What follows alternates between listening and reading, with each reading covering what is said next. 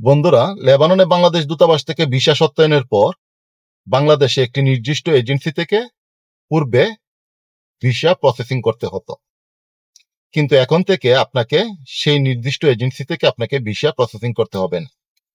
আপনি চাইলে বাংলাদেশ সরকার অনুমোদিত যে কোনো এজেন্সি থেকে আপনি ভিসা প্রসেসিং করতে পারবেন এবং সেই ক্ষেত্রে কোনো বন্ধুরা, লেবাননে ভিসা বের হওয়ার পর সেটি বাংলাদেশ দূতাবাসে প্রেরণ করা হতো সত্যায়নের জন্য এবং সেই সত্যায়ন পত্রে একটি নির্দিষ্ট এজেন্সির নাম উল্লেখ করে দেওয়া হতো এবং বাংলাদেশে শুধুমাত্র সেই এজেন্সি থেকেই ভিসা প্রসেসিং করতে হতো।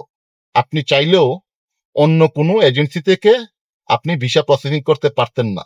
পূর্বে এমনটাই ছিল, কিন্তু এখন থেকে বাংলাদেশ দূতাবাস সত্যায়নপত্রে কোনো এজেন্সির নাম উল্লেখ করছে না, যার কারণে আপনি চাইলে বাংলাদেশ সরকার অনুমোদিত যে কোনো এজেন্সি থেকে এই ভিসা প্রসেসিং করে আপনি লেবাননে প্রবেশ করতে পারবেন। এক্ষেত্রে কোনো বাধা থাকবে না।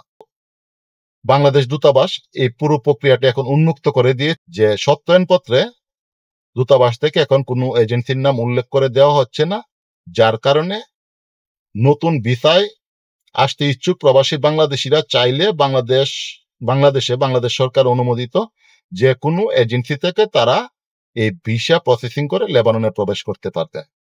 আমি মনে করি এটা ভালো একটা সুসংবাদ প্রবাসীদের জন্য এবং এতে প্রবাসীরা অনেকটা হয়রানি মুক্ত থাকবে এবং তাদের অর্থেরও সাশ্রয় হবে। সবশেষে বাংলাদেশ দূতাবাসকে আবারও আমি ধন্যবাদ জানাই এমন সুন্দর একটি কার্যকরী পদক্ষেপ নেওয়ার জন্য। ধন্যবাদ।